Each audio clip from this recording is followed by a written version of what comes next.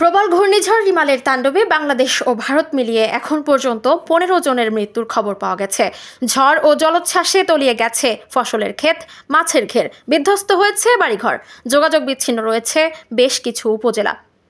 সোমবার বিকেলে ঢাকায় সচিবালয়ে এক সংবাদ সম্মেলনে দুর্যোগ ব্যবস্থাপনা ও ত্রাণ প্রতিমন্ত্রী মহিবুর রহমান জানান, ঘূর্ণিঝড় রিমালে উপকূলীয় এলাকার ৩৭,৫৮,০০০ মানুষ ক্ষতিগ্রস্ত হয়েছে, ৩৫,০০০ ঘরবাড়ি সম্পূর্ণ বিধ্বস্ত হয়েছে, আর আংশিক ক্ষতি হয়েছে প্রায় ১,১৫,০০০ ঘরবাড়ি।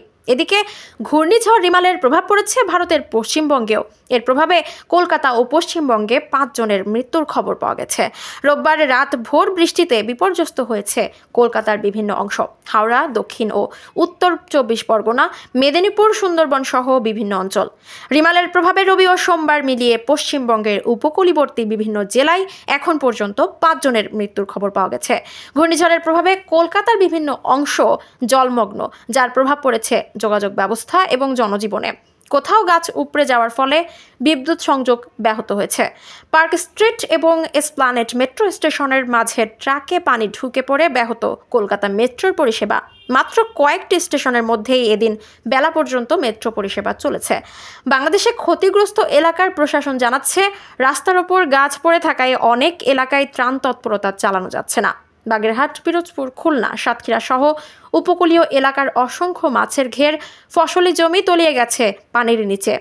ঘূর্ণিঝড়ের কারণে মঙ্গলবারের তৃতীয় ধাপের ১৯টি উপজেলার নির্বাচন স্থগিত করেছে নির্বাচন কমিশন। এখন পর্যন্ত উপকূলীয় ৬টি জেলায় ১০ জনের মৃত্যুর খবর নিশ্চিত করেছে দুর্যোগ ব্যবস্থাপনা ও ত্রাণ মন্ত্রণালয়। প্রতিমন্ত্রী মহিবুর রহমান বলেন, সরকারের প্রস্তুতির কারণে বড় ক্ষয়ক্ষতি হয় নাই, তবে এ পর্যন্ত ১০ জন প্রাণ হারিয়েছে। ভোলায় মারা গেছেন ২ জন গাছ চাপায় এবং ১ জন মারা গেছেন ঘর চাপায়। সৎকারের জন্য প্রতিটি পরিবারকে ২৫,০০০ টাকা করে সহযোগিতা দেওয়া হয়েছে বলেও জানা যায়। সোমবার ভোরে বরিশালের রূপাতলী এলাকায় বহুতল ভবনের দেয়াল ধসে ২ জন নিহত হন। বাতাসের তীব্রতায় একটি আবাসিক হোটেলের মালিক লোকমান হোসেন ও কর্মচারী মোকসেদুল মারা যান। সকালে চট্টগ্রাম নগরীর বায়েজিদ থানার টেক্সটাইল এলাকায় দেয়াল চাপায় মারা গেছেন এক পথচারী। ঝড়ো বাতাস ও ভারী বৃষ্টিতে ওই এলাকার একটি দেয়াল ধসে পড়লে এতে চাপা পড়ে মারা যান হৃদয় নামের এক যুবক। খবর পেয়ে ফায়ার সার্ভিস তার মরদেহ উদ্ধার করে।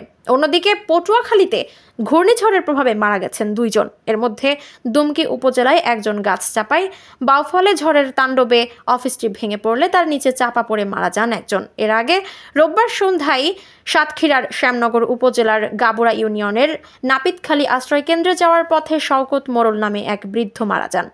একই দিনে বিকেলে পটুয়াখালীর কলাপাড়া উপজেলার ধুলাসর ইউনিয়নের কাওয়ারচর এলাকায় ঘূর্ণিঝড় রিমালের প্রভাবে প্লাবিত এলাকা থেকে বনকে রক্ষা করতে গিয়ে মোহাম্মদ শরীফুল ইসলাম নামে একজনের মৃত্যু হয়।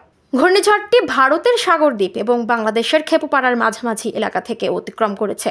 ফলে ঘূর্ণিঝড় রিমালের প্রভাব পড়েছে কলকাতা সহ পশ্চিমবঙ্গের বিভিন্ন অংশে। ঝড়ে সেখানে ৫ জনের মৃত্যুর খবর পাওয়া গেছে। রোববার এবং সোমবার মিলিয়ে ঝড় ও বৃষ্টির প্রকোপে পশ্চিমবঙ্গের বিভিন্ন জেলায়, বিশেষত উপকূলীবর্তী অংশে ব্যাপক ক্ষয়ক্ষতি হয়েছে বলে জানা গিয়েছে। রিমালের তাণ্ডবে বাড়িঘর ভেঙে পড়েছে। পশ্চিমবঙ্গের বিদ্যুৎ মন্ত্রী অরূপ বিশ্বাস বলেছেন, কিছু কিছু জায়গায় ট্রান্সফরমার উড়ে গিয়েছে, আর আমরা চেষ্টা করছি যাতে দ্রুত পরিষেবা আবার চালু করা যায়। দুর্যোগের প্রভাব পড়েছে ট্রেন পরিষেবার উপরেও।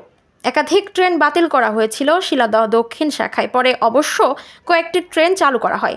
রবিবার থেকে বিমান পরিষেবা বন্ধ থাকার ২১ ঘন্টা পর সোমবার সকালে তা চালু হয়। তীব্র জলোচ্ছ্বাস, জোয়ারের পানি ৪ থেকে ৮ ফুট বৃদ্ধি পাওয়া রোববার সকাল থেকে প্লাবিত হতে শুরু করে দক্ষিণ উপকূলের অসংখ্য বাড়িঘর।